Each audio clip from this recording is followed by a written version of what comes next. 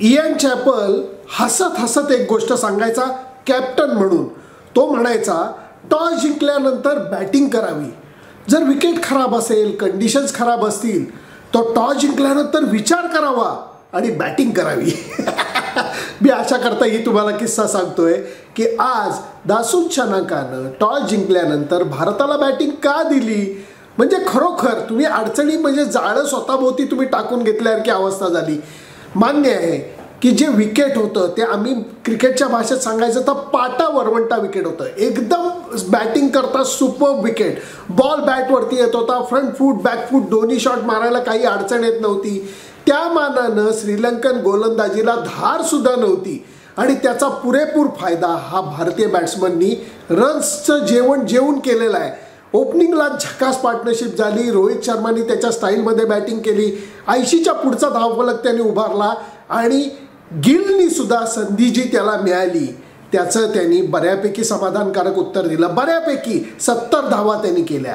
140 धावांची सलामीची भागीदारी ही ह्या दोघांनी करून दिली आणि त्याचा जो पाया होता त्या पायावरती इमारत आणि कळस हा कुणी बांधला असेल तो विराट कोहलीनं.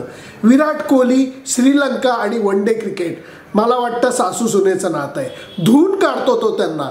90 शतक त्यांनी वन डे मध्ये श्रीलंकेविरुद्ध केलेलं आहे आणि हे करत असताना दात ओठ खाणं नाही, उगाच मोठमोठे फटके मारायची गरज त्याला पडत नाही आणि तरीही उत्तम म्हणजे 125-30च्या स्ट्राईक रेटनी त्यांनी आरामात शतक झळकावलेलं आहे.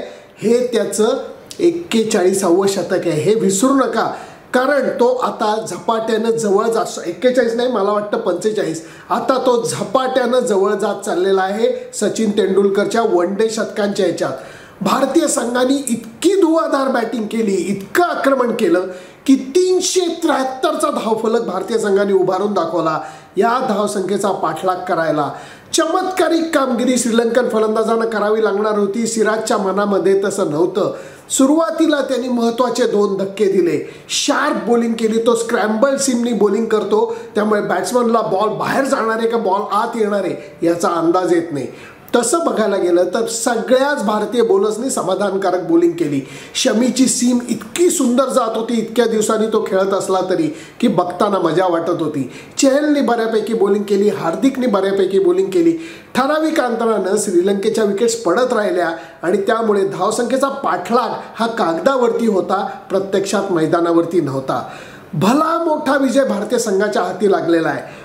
CCBKमध्ये कॉफी क्रिकेट आणि बरंच काही ह्या पॉडकास्टमध्ये मी अमोल कराडकर बरोबर बोलत असताना म्हटलं होतं की वन डे क्रिकेटमध्ये श्रीलंकन टीम भारतीय संघाला चॅलेंज करणं हे थोडंसं अवघड आहे. T20ला त्या मानाने ते चॅलेंज करू शकतात. त्यामुळे या मालिकेची सुरुवात चांगली झाली आहे असं नक्की म्हणता येईल. खरं बघायला गेलं तर वर्ल्ड कपचा आता हा रस्ता चालू झालेला आहे आजच्या मॅचमधनं आणि त्या मॅचमध्ये चांगली कामगिरी फलंदाजांनी केली, चांगली कामगिरी गोलंदाजांनी केली. उडालेले झेल पकडले आणि त्यामुळे एक परिपूर्ण खेळ बघायला मिळाला भारतीय संघाकडनं आणि त्यामुळे अगदी आनंदाने म्हणावं असं वाटतं की विजय हा महत्त्वाचा असतो. श्रीलंकेविरुद्ध मिळवलेला विजय सुद्धा महत्त्वाचा असतो आणि आता प्रगतीचा प्रवास चालू झालेला आहे. हा झाला एक मुद्दा. सामना चालू असताना बऱ्याच जणांनी जगभरातनं मला मेसेजेस केले की अरे सुनंदन आपल्याला क्रिकेट कळत नाही का यांना क्रिकेट कळत नाही. सूर्यकुमार यादव टीममध्ये आहे तो खेळत नाही. ईशान किशननी गेल्या सामन्यामध्ये 200 रन्स केलेल्या होत्या बांगलादेश विरुद्ध, तो टीममध्ये नाही. KL राहुल खेळतोय, शुभमन गिल खेळतोय. हे कसं काय रे बाबा. मला सुद्धा या गोष्टी अजिबात पटलेल्या नाही आहेत. सूर्यकुमार यादवचं एक वेळ मी म्हणू शकतो की बाबा त्याला खूप खेळ खेळल्याने थोडीशी विश्रांती देणं गरजेचं होतं त्यामुळे त्याला बाहेर बसवलं असेल. पण ईशान किशनला बाहेर बसवणं, KL राहुलला खेळणं या गोष्टी मला तेवढ्याशा पटलेल्या नाही आहेत. त्यामुळे तुमच्या मताशी काही प्रमाणात मी सहमत आहे. हे म्हणत असताना मी तुम्हाला एक गोष्ट संघ व्यवस्थापनाची सांगतो. संघ व्यवस्थापन विचारपूर्वक या सगळ्या गोष्टी करत आहे असं ठासून म्हणत आहे. त्यामुळे त्यांच्या डोक्यामध्ये शुभमन गिलला संधी देणं, मधल्या फळीमध्ये KL राहुलला संधी देणं हे त्यांच्या डोक्यामध्ये पक्क आहे आणि त्या दृष्टीने ते या खेळाडूंना सपोर्ट करतायत. असं करत असताना मनात एकच विचार येतो, ही जी संधी KL राहुलला मिळते ती संधी सगळ्या गुणी खेळाडूंना संघ व्यवस्थापन देणार का, तेवढ्याच खंबीरपणे त्यांच्या मागं उभं राहणार का, हा खरा मुद्दा आहे. हा झाला माझा मतप्रवाह. तुमचा मतप्रवाह काय आहे? तुम्हाला आजची विराट कोहलीची बॅटिंग कशी वाटली?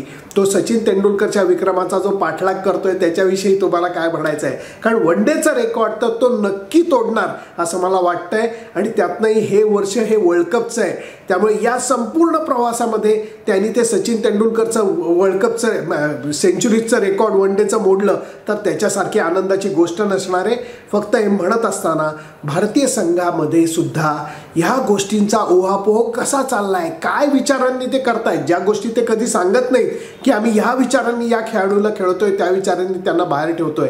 रोहित शर्मा कालच सामन्या अगोदर म्हटला होता, वाईट वाटतंय मला ईशान किशन खेळू शकणार नाही, पण त्याची तुलना त्यांनी सलामीला केली होती. ईशान किशननी सलामीला येणं शक्य समजा नसलं तरी मधल्या फळीमध्ये तुम्ही के.एल. राहुलला संधी देताय, ही सुद्धा गोष्ट तुमच्या विचारांनी कशी योग्य आहे हे आम्हाला अजून तरी कळलेलं नाहीये. म्हणून मी परत एकदा म्हणतो, द्या संधी, तुम्हाला ज्या खात्रीच्या वाटते त्या खेळाडूंना जरूर द्या, फक्त तशीच संधी इतर गुणी खेळाडूंना सुद्धा द्या. तुमचं मत काय मला जरूर कळवा. त्याच्याकरता माझं फेसबुक पेज, माझं यूट्यूब चॅनल सबस्क्राईब करायला विसरू नका. Bye bye.